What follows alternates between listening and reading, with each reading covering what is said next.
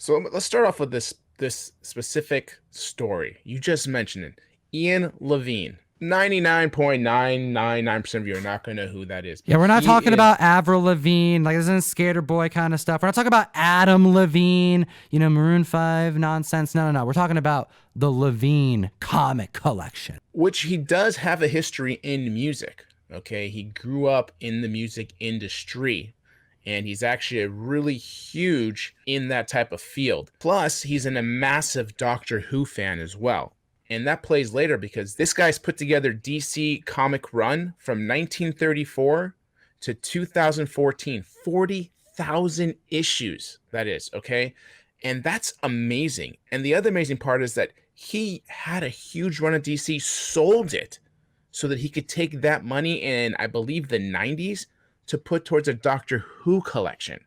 Yeah, this guy would And end up so- owning one of the largest collections of both DC Comics and Doctor Who memorabilia, would he not? He would. It's absolutely amazing what this gentleman has accumulated when it comes to memorabilia in both comics and anything in his interests. Let's talk about some of But- the comics that are in this collection, Jeff. Everything's here.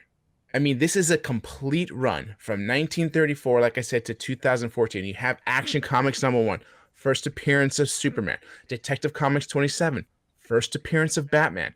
You have All American Comics 16, first appearance of Green Lantern. Everything is in here. Comic And fam, not just that too. We're talking about New 52 as well. He's got his Snyder goodness in there too. 2014, there's a few years of that New 52 goodness that hit that box. He didn't snub the newer stuff. He loved it all.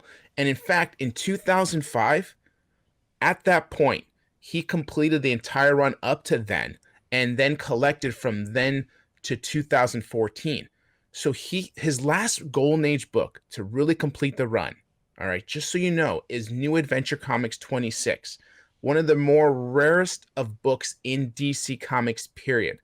Courtesy of the man, the myth, the legend, Harley Yee. If you know him, you know him, who acquired that book for him.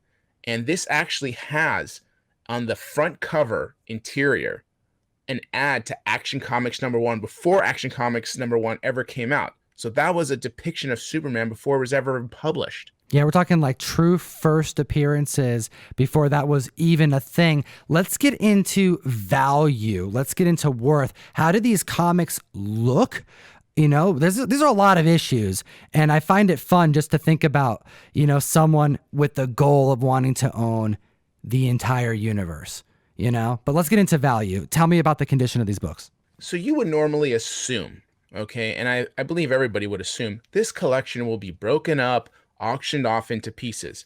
That is not the case. Sotheby's Auction House is actually selling this entire run all as one piece. So the numbers aren't out there publicly. There is no list of comics, of condition, of anything. And from what I understand, the collection entirety might all be completely unencapsulated, raw. So if you look at images and you'll see a picture of his, I don't know where he keeps this really, but how he stored them all. I mean, it's immaculate looking, and he truly, truly loved his comics. So you gotta he check out this definitely photo. he stacked the books. You hear that sometimes that people go against, like behind me, comic fam, to the audio listeners, you've seen the show. I have long boxes behind me, comics standing on their tops of their toes, back to back. This gentleman kept his books flat, so you have to lift them up in little bundles to get through them. And so if you think about 40,000 comics laid out, what that would look like, it's pretty amazing. But on top of this too, we got to think about how it's as one piece. So when I actually had to call to get the price of this. And Sotheby's is also, I believe, in the UK. So when I called, there was this person with a British accent, which just made the whole situation feel even more sophisticated. And they wanted 8 million sterling. Okay, which translates to almost $10 million. I think it's $9,920,000. Jeff, I was wondering why there was this the Google currency. translator, you just copy and pasted it here. And I'm like, why does it say sterlings equals $10 million? But now I see you had to do the math for the comic fam. I did. I was like, I don't know the value of a sterling in the US. So I like you said, I went to Google currency and got the translation for it.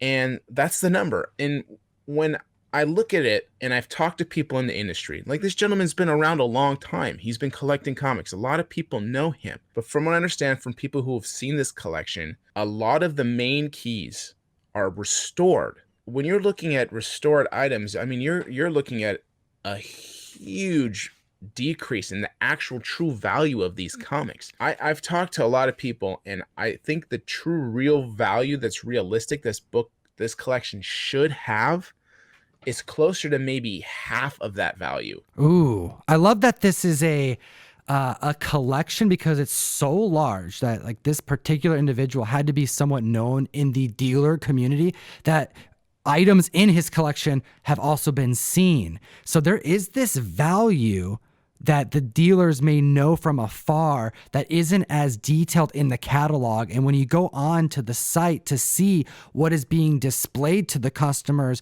so that they can consider if they want to purchase or, look into possibly bidding on this auction when it hits the forums, well, you're not going to find a whole lot of information. It's mostly historical information and a email to contact the owners. So then you can set up some type of private event to find out if you're the right buyer. Yeah, exactly. Because I never knew that Sotheby's did that. But for certain things, they do provide that service of private sales. Okay, which makes sense that they do that. So that's what's happening with this.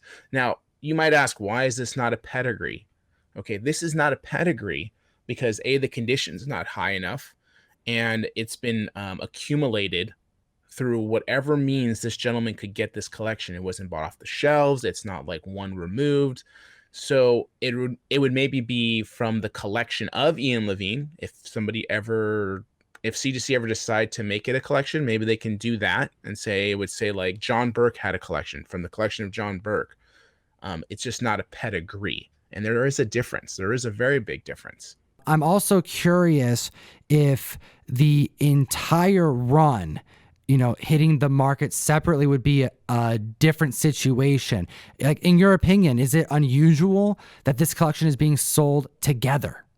Absolutely. I never in my wildest dreams would assume that there would be this massive collection with all the keys in it that someone would try to sell that in its entirety.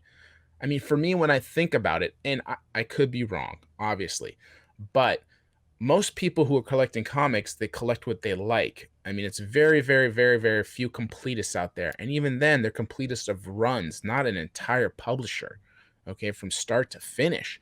So do I think that it's realistic that somebody who has like $100 million is going to want to spend $10 million on comic books that they don't really care about just because? I mean, most people have that type of money. They're smart people. Okay, they don't just waste money, and they could be some of the most frugal people and just the wisest with their dollar. And that doesn't mean just because you have money that you expect someone's just going to throw 10 million at it. So I don't see this going anytime soon to someone's new house or some new collector. If it happens, that's fantastic for the hobby. It's great. And he put a lot of time, sweat, and tears. So maybe there is that person who doesn't want to put in all that effort, a lifetime of accumulating these books, because you can't do this again. I mean, to do it on this level, I mean, I don't even know who or what it would take, if at all possible, to find some of these rare issues. Yeah, the kind of patience that it would take to go through and to consider how many different runs exist that it's probably the owner at the end wouldn't even care about every single one, but they'd be just collecting it to fulfill the census count. I don't know. Interesting stuff. Comic Fam, I want to know your thoughts about the Levine collection. Would you ever consider collecting so much?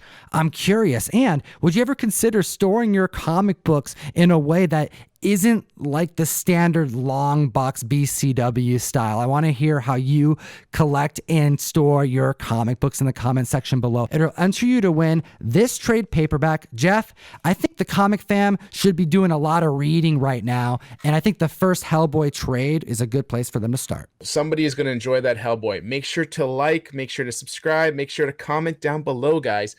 I got lots of reading to do. You got lots of reading to do.